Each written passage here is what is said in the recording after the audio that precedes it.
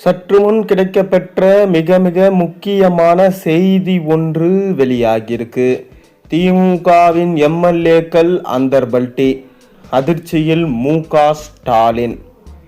அதாவது திமுக மீண்டும் இரண்டாவது முறை தமிழகத்தில் ஆட்சி அமைக்கும் என எதிர்பார்க்கப்பட்ட சூழலில் தவேக வந்த 2 வருடத்தில் தமிழகத்தில் ஆட்சியை பிடித்திருக்கிறது. மேலும் திமுகவில் உள்ள மிக முக்கியமான மாஜி அமைச்சர்கள் அனைவரும் தோல்வியை தழுவியிருக்கிறார்கள்.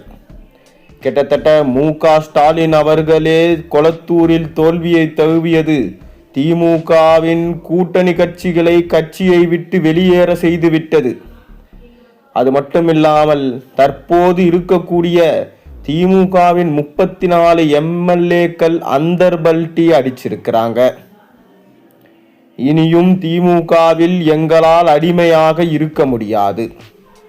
நாங்கள் தேர்தலில் செலவு செய்த 100 கோடி மீண்டும் எங்களால் திரும்பி பெற எடுக்க முடியவில்லை. தொடர்ந்து நாங்கள் அனைத்திற்கும் மாதம் வட்டிகளை கட்டி கொண்டிருக்கிறோம். மேலும் தமிழ்நாட்டில் இனியும் லஞ்சம் வாங்க முடியாது, டெண்டர்களில் முறைகேடு செய்ய முடியாது. முதல்வர் விஜய் அவர்கள் ஒவ்வொரு அறிவிப்புகளும் திமுகவின் ஊழல்வாதிகளாக இருந்த ஒவ்வொரு மாஜி அமைச்சர்களுக்கும் தற்போது மிக பெரும் நெருக்கடியை ஏற்படுத்தியிருக்கு. இதனால் நாங்கள் செலவு செய்த பணத்தை திருப்பி தாருங்கள், இல்லையென்றால் எங்களது பதவிகளை ராஜினாமா செய்து விடுவோம் என அந்தர்பல்டி அடிச்சிருக்கிறாங்க. இது திமுகவுக்கு மிக பெரும் அதிர்ச்சியை ஏற்படுத்தியிருக்கு. கட்சி நிதியிலிருந்து திமுக எப்பொழுதும் செலவு செய்தது கிடையாது. மாறாக ஒவ்வொரு எம்எல்ஏக்களும் தான் தங்களது தொகுதிகளில் செலவு செய்து வெற்றி அடைய வேண்டும். அவ்வாறு அவர்கள் வெற்றி அடைந்தால் திமுகவும் ஆட்சியை பிடித்தால் போட்ட பணத்தை விட 5 ஆண்டுகளில் 3-4 மடங்கு தொகையை எடுத்து விடுவார்கள். ஆனால் எதிர்க்கட்சியாக வந்தால் ஆளும் கட்சியுடன் சமரசமாக பேசி அவர்கள் அந்த பணத்தை எப்படியாவது எடுத்து விடுவார்கள். இப்பொழுது வந்திருக்கும் நிலைமை அப்படி கிடையாது. முழுவதும் தலைகீழாக மாறியிருக்கு. ஆளும் கட்சியாக திமுக வரவில்லை, எதிர்க்கட்சியாக அதிமுகவும் வரவில்லை. வந்தது தவேக. ஆனால் திமுகவுக்கு தவேக சாதகமாக இல்லை. அதனால்தான் ஊழலோ லஞ்சமோ டெண்டரிலிருந்து கமிஷனோ அல்லது நிறுவனங்களை மிரட்டி பணங்களை வசூலிப்பதோ எதுவுமே செய்ய முடியாமல் போய்விட்டது. தேர்தலுக்கு செலவு செய்த பணத்திற்கு அவர்கள் வட்டி கட்டக்கூடிய நிலைமை மிகவும் மோசமாகி கொண்டு வருகிறது.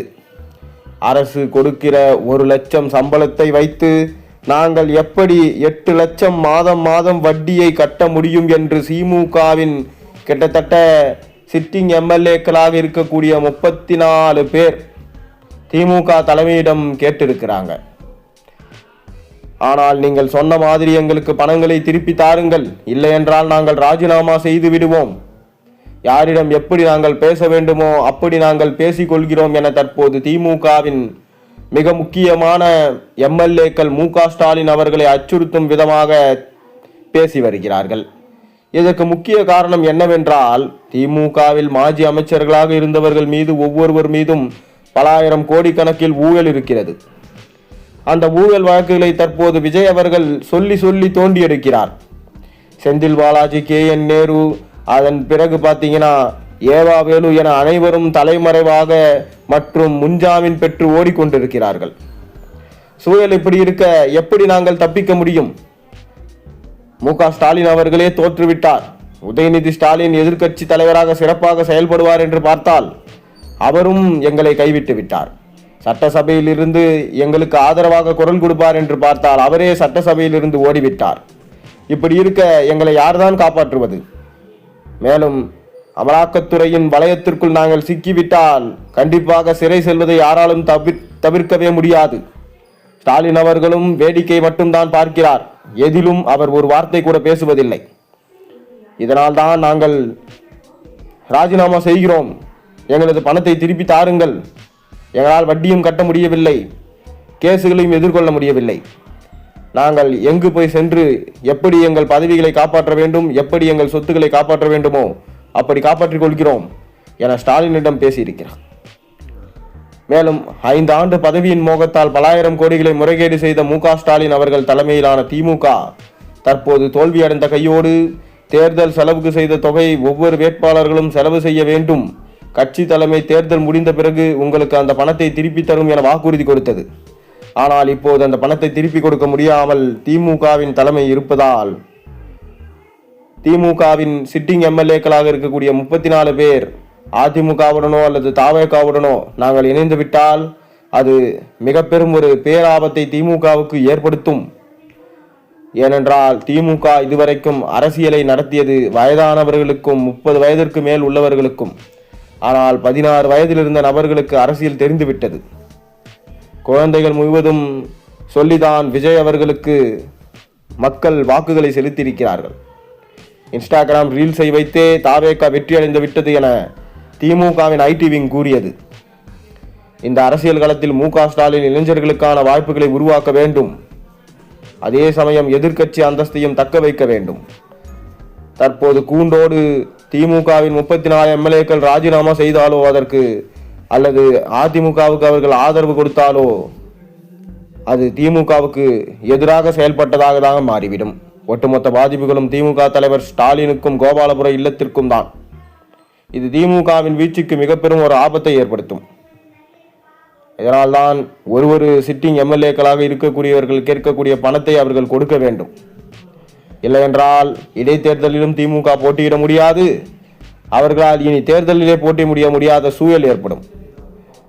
அது மட்டுமில்லாமல் மிக பெரும் ஒரு தோல்வியை திமுக சந்திக்கும் என தற்போது சொல்லப்பட்டு வருகிறது. 26 சட்டசபை தேர்தலில் மு.க. ஸ்டாலின் போட்ட திட்டம் ஆட்சி அதிகாரத்துக்கு வந்துவிட்டால், 2வது முறை வரலாற்று சாதனை படைத்துவிட்டால், தமிழ்நாட்டுக்கு தேவையான நிதிகளை மத்திய அரசிடமிருந்து போராடி பெற்று பல லட்சம் கோடிகள் கடன்களை வாங்கி அதை அமைச்சர்களுக்கும் எம்எல்ஏக்களுக்கும் கொடுத்து விடலாம். மேலும் வெளிநாட்டு நிறுவனங்களை தமிழ்நாட்டுக்கு கொண்டு வந்து இளைஞர்களுக்கு வேலை வாங்கி தருகிறார்களோ இல்லையோ அதன் மூலம் பல 100 கோடி கமிஷன்களாக பெறலாம் என முயற்சிகளையும் மேற்கொண்டிருந்தார்கள்.